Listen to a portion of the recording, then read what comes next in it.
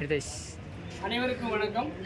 இன்று காமராஜ் கல்லூரியில் உயர்வுக்கு படி என்ற திட்டத்தின் அடிப்படையில் 12ஆம் வகுப்புக்கு பிறகு மேல் படிப்பு படித்து உயர வேண்டும் என்ற உயரிய எண்ணத்தில் தமிழக அரசு எல்லா மாவட்டத்தையும் இந்த திட்டத்தை அறிமுகம் செய்துள்ளது. அதன் ஒரு பகுதியாக பல கல்லூரிகள் நிறுவனங்கள் இன்று காமராஜ் கல்லூரியில் முகாமிட்டுள்ளார்கள்.